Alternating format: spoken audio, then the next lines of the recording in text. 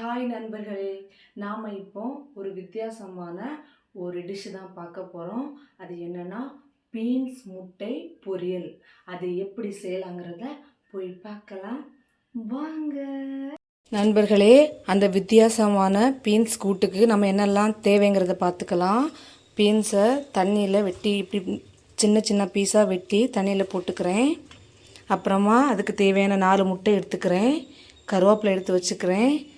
வெங்காயம் வெட்டி வச்சுக்கிறேன். வாங்க இதை நம்ம எப்படி பண்ணலாங்கிறத பார்ப்போம். ஃப்ரெண்ட்ஸ், இப்போ சட்டி சூடாயாச்சு. நம்ம கொஞ்சம் இதில் ஆயில் ஆட் பண்ணிக்கலாம்.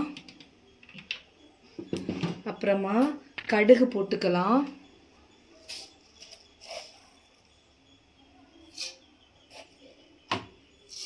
கடுகு நல்லா பொரிஞ்சுக்கிடட்டும். இப்போ கடுகு பொரிஞ்சிருச்சு. நம்ம இந்த வெட்டி வச்சுருக்க வெங்காயத்தை இதில் ஆட் பண்ணிக்கலாம். அப்புறமா இதுக்கு கூடவே கருவேப்பிலையும் போட்டுக்கலாம். நன்றாக வதக்கி விட்டுக்கலாம். இது பொன்னிறம் ஆகும் வரை வதக்கணும். கொஞ்சம் இப்படி நல்லா வதக்கிக்கலாம்.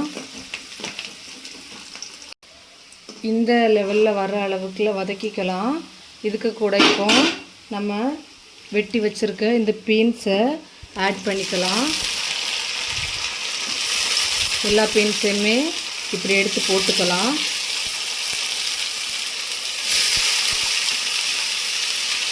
ஏற்கனவே நான் பீன்ஸை கழுவி தான் இதில் வெட்டி தண்ணிக்குள்ளே போட்டிருக்கேன். அதனால் இதில் எந்த அழுக்குமே இருக்காது. நம்ம எல்லாத்தையுமே அரித்து உள்ளே போட்டுக்கலாம். நல்லா இப்படி கிண்டி விட்டுக்கலாம். இதை இப்படி நம்ம நல்லா கிண்டி விட்டுக்கலாம். கிண்டி விட்டுக்கிட்டு இதுக்கு கூடவே நம்ம உப்பையும் ஆட் பண்ணிக்கலாம். தேவையான அளவுக்கு உப்பு போட்டுக்கோங்க. இதுக்கு கூடவே கொஞ்சம் தண்ணியையும் சேர்த்துக்கோங்க இந்த காய் அவியறதுக்கு. இதை நல்லா கிண்டி விட்டுக்கோங்க. கிண்டிக்கிட்டு மூடியை போட்டு மூடிக்கலாம். ஏன் மூடுறோன்னா இந்த காயும் வெந்துடும், தண்ணியும் நம்மளுக்கு வற்றிரும். தண்ணி வற்றுற வரைக்கும் நம்ம வெயிட் பண்ணுவோம். பார்க்கலாம் நண்பர்களே, நம்ம இதை திறந்து பார்க்கலாம். பாருங்கள், நல்லா வெந்திருக்கு. நண்பர்களே, நாம் இதை இப்போ திறந்து பார்க்கலாம். பாருங்கள், நல்லா கொதிச்சுக்கிட்டு இருக்கு. தண்ணி இன்னும் கொஞ்சம் இருக்குது. இது இன்னும் வற்றணும். காயும் இன்னும் வேகணும். இது வேகட்டும். நம்ம வெயிட் பண்ணுவோம். மறுபடியும் இதை கிண்டி விட்டுக்கிட்டு மூடிக்கலாம். அடுத்து பார்ப்போம். நண்பர்களே, நம்ம இதை இப்போ திறந்து பார்க்கலாம். தண்ணி கொஞ்சம் இன்னும் இருக்குது. இன்னும் கொஞ்சம் வற்றணும். நம்ம இப்படி ஒரு கிளறி விட்டுக்கிட்டு மறுபடியும் மூடியை போட்டு மூடிக்கலாம். இன்னும் கொஞ்சம் நேரம் வெயிட் பண்ணுவோம். தண்ணி வற்றது வரைக்கும் நம்ம இதை வெயிட் பண்ணி தான் ஆகணும்.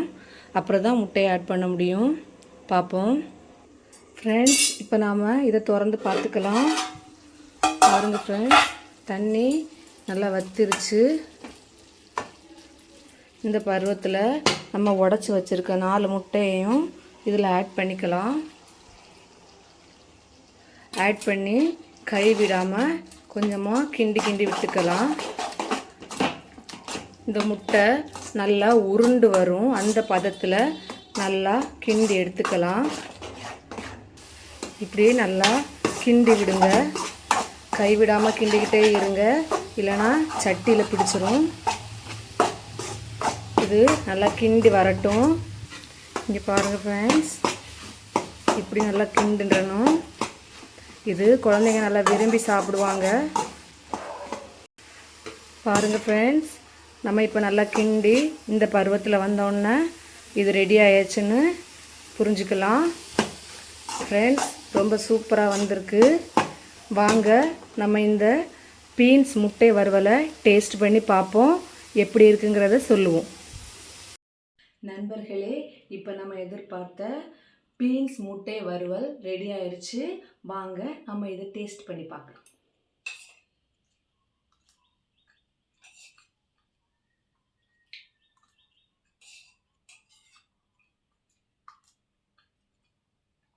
நிஜமாவே நண்பர்களே ரொம்ப சூப்பராக வந்திருக்கு.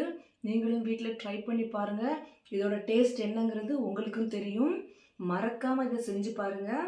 செஞ்சு பார்த்துட்டு இந்த வீடியோவையும் பார்த்துக்கிட்டு நீங்கள் என்னோட சேனலை சப்ஸ்கிரைப் பண்ணுங்கள், லைக் பண்ணுங்கள், ஷேர் பண்ணுங்கள், கமெண்ட் பண்ணுங்கள். மறக்காமல் செஞ்சு பார்த்துட்டு டேஸ்ட் எப்படி இருந்துச்சுன்னு கமெண்ட் பாக்ஸில் கமெண்ட் பண்ணுங்கள். பாய்.